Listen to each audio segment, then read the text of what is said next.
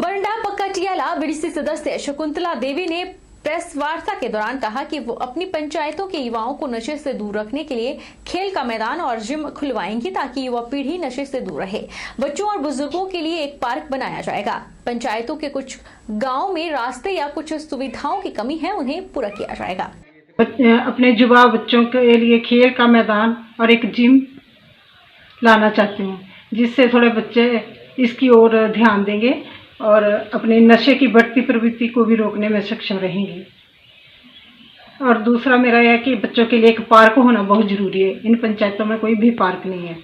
और महिलाओं के लिए समय समय पर कैंप जैसे कुपोषणता के बारे में बताना और बच्चों को जननी योजना के बारे में बताना, ये भी मेरी प्राथमिकता रहेगी।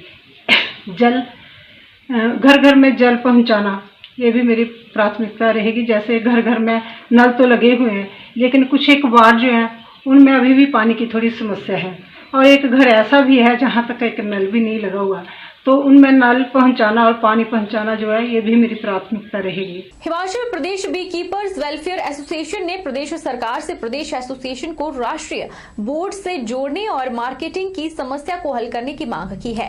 संघ ने कहा कि मधुमक्खी पालकों की ऐसी बहुत सी समस्याएं हैं जिनका समाधान होना जरूरी है, जिनके कारण प्रदेश के मधुपालकों को बाहरी राज्यों में परेशान होना पड़ता है। Himachal Pradesh B keepers welfare association की बैठक की अध्यक्षता करते हुए प्रदेशाध्यक्ष सरदार बाटा ने कहा कि प्रदेश के अधिकतर मधुपालक बाहरी राज्यों में मधु पालन का कार्य करते हैं, जहां पर उन्हें भारी परेशानियों से जूझना पड़ता है। उन्हें चोरी की घटनाओं की पुलिस में शिकायत दर्ज करने पर भी परेशानी झेलनी पड़ती है।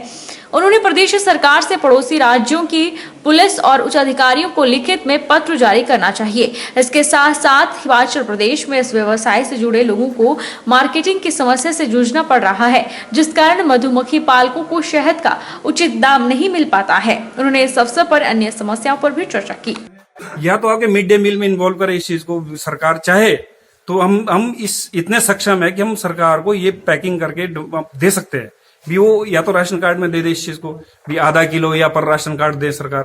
तो हम उनसे भी अभी मुख्यमंत्री साहब से मिलने का हमारा प्रोग्राम बन रहा है, तो अब देखते हैं उनसे कितने को, तो उनसे मिलना भी है हमने, तो अपनी डिमांड वहां भी रखेंगे हम लोग भी। मार्केटिंग बहुत प्रॉब्लम आ रही है हमारे को मार्केटिंग, क्योंकि अब दिल्ली में हर बीके पर नहीं जा सकता, इसकी कोई स्पेशल मंडी नहीं है।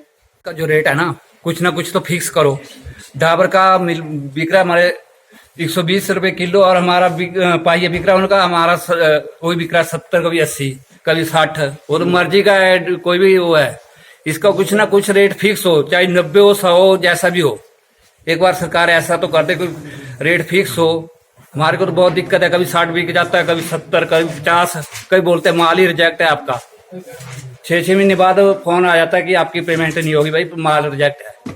एशियन एनर्जी सर्विस लिमिटेड ने अमन पैलेस महाकाल में क्षेत्र के लोगों के लिए CSR गतिविधि के अंतर्गत निःशुल्क स्वास्थ्य शिविर का आयोजन किया। इस शिविर में स्वास्थ्य विभाग के मेडिसिन, आंख रोग, महिला रोग और शिशु रोग के विशेषज्ञ चिकित्सकों द्वारा लगभग 300 गांव वासियों का स्वास्थ्य जांचा और उन्हें मुफ्त में दवाइयां भी बांटी गई।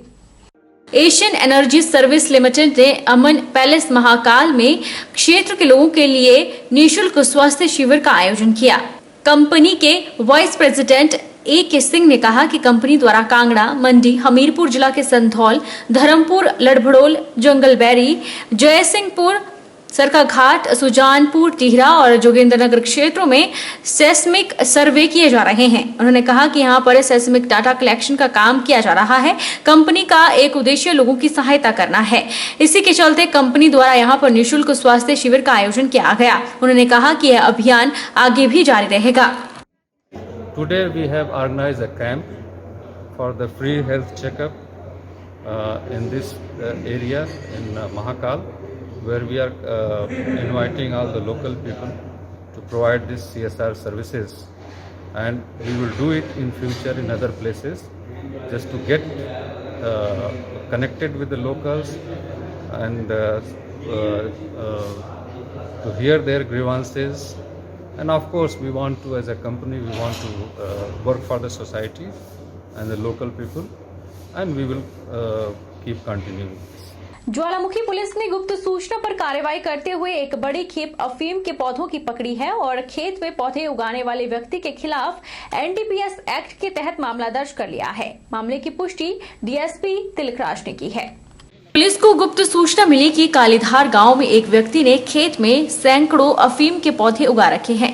तभी पुलिस टीम और एएसआई विपिन कुमार ने गुप्त सूचना के आधार पर व्यक्ति के खेत में तलाशी ली तो पाया कि वहां सैकड़ों अफीम के पौधे उगाए गए हैं। पुलिस ने त्वरित कार्रवाई करते हुए टीम सहित खेत से 1240 अफीम के पौधे उखाड़े और इस मौके पर पुलिस ने एग्रीकल्चर, हॉर्टिकल्चर और रेवेन्यू विभाग के अधिकारियों को भी साथ लिया और अफीम के पौधे नष्ट किए। कुछ पौधों को बतौर सैंपल जांच के लिए भी भेजा गया।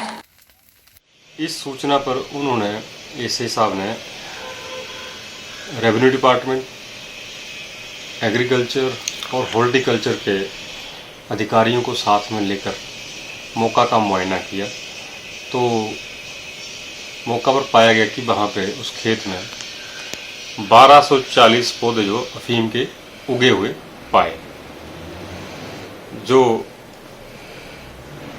उनमें से कुछ एक पौधों को सैंपल के तौर पर निकाला गया और बाकी जो बचे हुए पौधे हैं उनको मौका पर ही नष्ट कर दिया है और प्रकाश चंद सन ऑफ संतराम के खिलाफ एनडीपीएस एक्ट के तहत मामला दर्ज कर लिया है और पुलिस मौका पर कार्रवाई कर रही है। शहीदी दिवस के अवसर पर भाजपा कार्यालय बैजनाथ में विधायक मुल्क राज प्रेमी के नेतृत्व में एक कार्यक्रम का आयोजन कर शहीदों को नमन किया गया। कार्यक्रम में शहीद भगत सिंह, राजगुरु और सुखदेव सिंह को श्रद्धा सुमन अर्पित किए गए। कार्यक्रम में कार्यकर्ताओं ने देशभक्ति के गीत गाकर शहीदों के बलिदान का गुणगान किया। आज जो भगत सिंह का शहीदी दिवस जो है, मैं तो नौजवानों को यही संदेश देना चाहिए कि इनसे प्रेरणा लेना चाहिए आज के दिन, कि जिन्होंने आज देश के प्रति जो आज अपनी कुर्बानी दी है और आज देश जो आज इन जो वीरों ने जो अपनी जो कुर्बानी दी उसकी बदौलत ही आज देश जो आज आज़ादी जो मिली है, तो उसके लिए आज मैं तो यही कहना चाहता हूँ कि युवाओं को ये है कि देश के लिए जो है आज अगर देश है तो हम सभी। भगत सिंह, सुखदेव और राजगुरु के शहीदी दिवस पर आज जहां पूरे देश में रक्तदान शिविरों का आयोजन हुआ, वहीं नूरपुर में भी नूरपुर ब्लड डोनर क्लब द्वारा एक विशाल रक्तदान शिविर का आयोजन किया गया। इस क्लब ने वैसे तो 200 यूनिट रक्त इकट्ठा करने का लक्ष्य रखा था, लेकिन क्लब की कार्यप्रणाली का ही परिणाम है कि जो लक्ष्य निर्धारित किया गया था, रक्तदानी उससे दोगुनी संख्या में पहुंच गए और यह आंकड़ा 353 तक पहुंचा। ब्लड डोनर्स क्लब की तरफ से जो है हर वर्ष की तरह इस बार भी जो ये ब्लड डोनेशन कैंप आयोजित किया जा रहा है। मैं इनको बहुत बहुत बधाई देता हूँ। रीज़न बीइंग कि जो ब्लड डोनेशन है एक बहुत बड़ा कार्य है, ये एक नोबल कॉज है जिससे जो है कई लोगों की जान बचती है और कई लोगों के दिमाग में ये भ्रम भी होता है कि ब्लड डोनेट करने से जो है या तो वो 50+ हैं तो वो ब्लड डोनेट नहीं कर सकते, या फिर जो है उनको ऐसा लगता है कि ब्लड डोनेशन से जो है कमजोरी आती है। ऐसा कुछ भी नहीं है। ब्लड डोनेशन से कोई फर्क नहीं पड़ता है। आपकी बॉडी में जो ब्लड फॉर्मेशन सिस्टम होता है वो ब्लड इमीडिएटली उतने जो जितनी ब्लड की रिक्वायरमेंट होती है वो ब्लड अपने आप बना देता है। और एक और चीज़ ये बताना चाहूँगा कि हमारे बॉडी के अंदर भी एक ब्लड बैंक होता है जिसको हम स्प्लीन कहते हैं। तो अपनी बॉडी की रिक्वायरमेंट के मुताबिक ब्लड वहाँ से ब्लड को लेता और ब्लड आरबीसीज को लेता और देता रहता है। तो इसलिए जितने भी लोग जो मुझे सुन पा रहे हैं, मैं सभी से गुजारिश करूंगा कि बिना किसी डर के जो है वो ब्लड डोनेशन करें। बहरहाल बुलेटिन में इतना ही। आप देखते रहिए HP 24/7।